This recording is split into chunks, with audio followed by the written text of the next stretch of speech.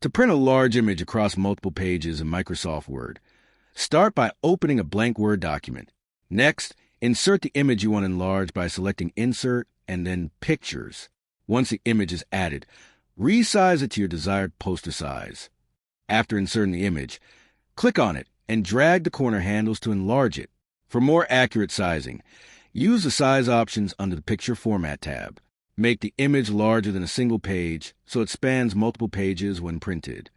Once your image is sized correctly, open the print menu and preview the pages. Word will automatically split the oversized image across multiple pages. Print all pages and keep them in order for assembly.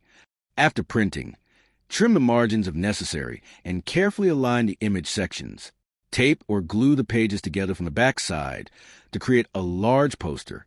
This method works well for presentations, classroom displays, signs, and wall art. Thank you